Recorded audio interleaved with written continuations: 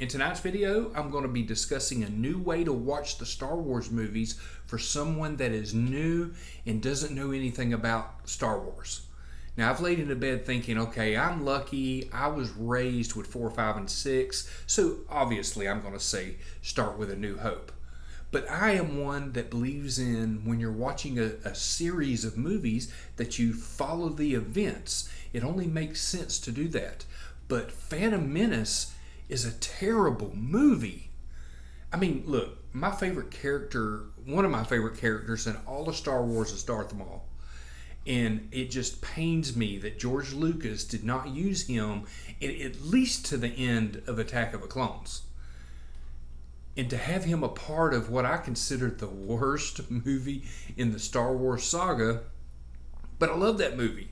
I love them all, but it's the worst movie. And I'm afraid if you was to sit down with somebody that had never watched any of these, if you showed them Phantom Menace first, I'm pretty sure they're not going to end up Star Wars fans. So I laid in bed thinking, how could I make this without being, oh, well, you grew up with the originals. Of course you're going to say A New Hope. So I laid in bed and I thought of a new order, and I'm calling it the Emperor Snowman order. All right? So here, check me out, listen to this, and tell me what you think. All right, first of all, you're going to start with Rogue One. Now, Rogue One is a Star Wars story or whatever it is. It's an offshoot. It's a sidebar. But you want to know something? I felt they did a pretty good job, especially for the people that knew what the movie was, how we knew how the movie was going to end. And I felt like they did a really good job explaining all that with also giving us a dramatic movie. And for somebody that has never seen anything in Star Wars, Rogue One is going to be a fantastic starter. So you start with Rogue One because it follows right in to A New Hope. Now, I know A New Hope has like 20 minutes of 2 droids walking through a desert. How did this become popular? I mean, it is like the slowest part of Star Wars. And I mean, the movie's great. It's phenomenal. And look what it has done and how much money that this has made throughout its history. And that there's like 20, 25 minutes there that is the slowest part of Star Wars in all of Star Wars. But yet, it's one of the greatest movies of all time.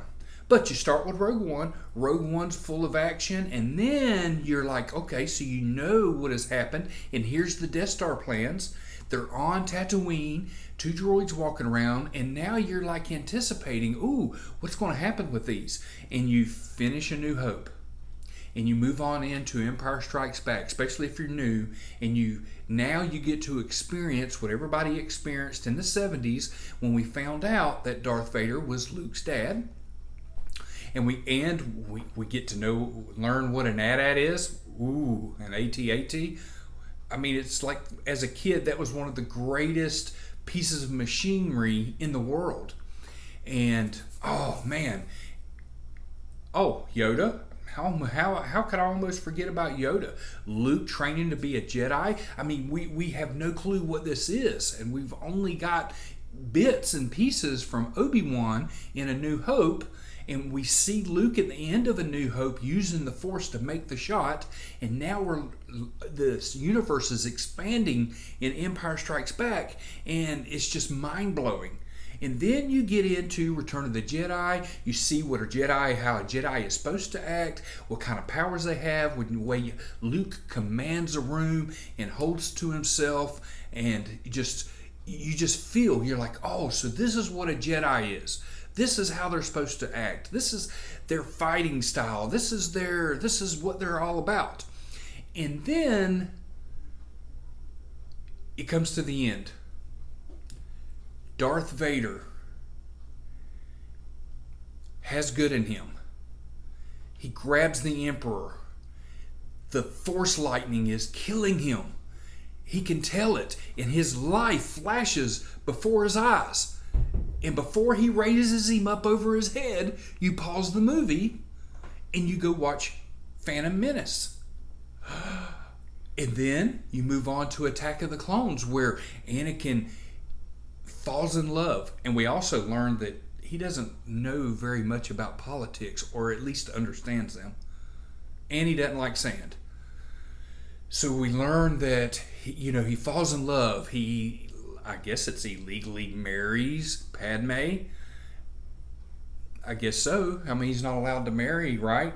No attachments, right? That's an attachment. So we learn how much he loves Padme in Attack of the Clones, and then Revenge of the Sith, we see his full transformation, and because he loves Padme, fuels to the fire, and he becomes Darth Vader.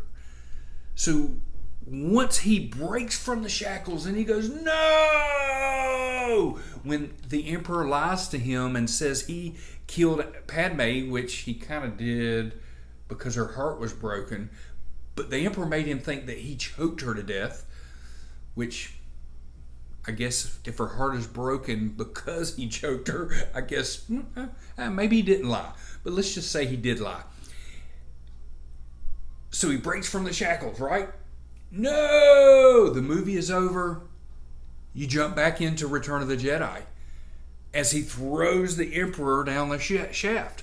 So what it does is basically he knows he's going to die, and his life flashes before his eyes. So we have Rogue One, A New Hope, Empire Strikes Back, Return of the Jedi, right before he throws the Emperor into the shaft.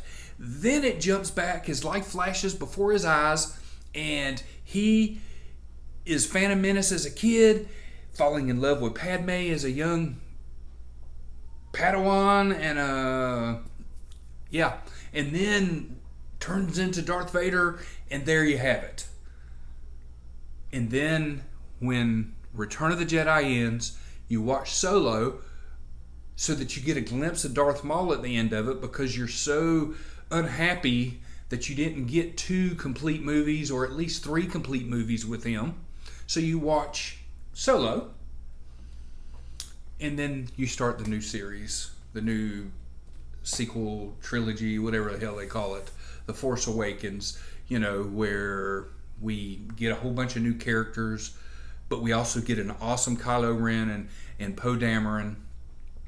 And then it moves into The Last Jedi, where, a lot of people don't like The Last Jedi, but I don't know, I kind of digged it. Oh, I know why I liked it so much. Because Luke did what all Jedis do when they screw up. They go into hiding, and then they don't want to train anybody else because they screwed up training somebody before. Like Yoda did or Obi-Wan did with Anakin. Yoda did with Dooku, and Luke did with Kylo Ren, Ben Solo, and now Rey wants to be trained. And he's like, no, I don't want to train you. I screwed up. That's why I'm here. I'm taking myself out of the galaxy, and I'm going to live and die here as a hermit. Just like that's exactly what the Jedi did.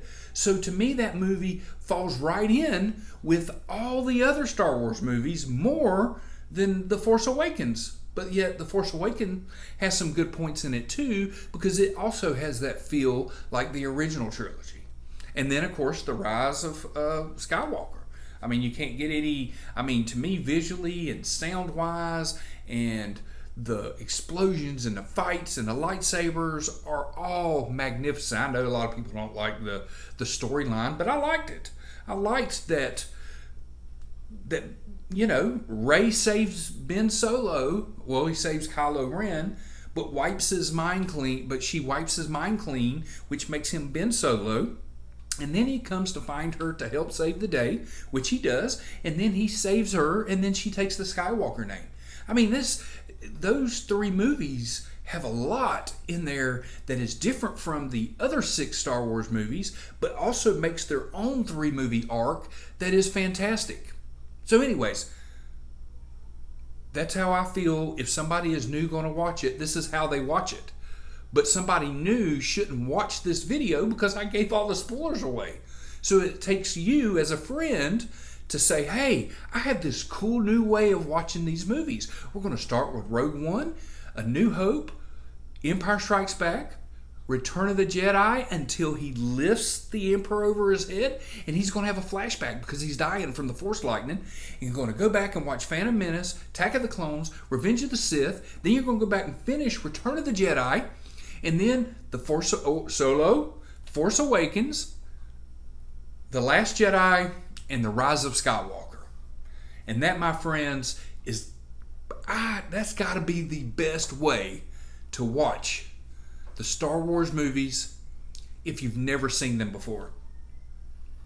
I hope you like this video. Let me know what you think about it in the comments section. If you think I'm just mad, crazy, or just don't know what I'm talking about, let me know about that in the comments section too. And we'll see you next time. Thanks for watching. Hit that subscribe button. Bye. May the Force be with you. You have failed me for the last time.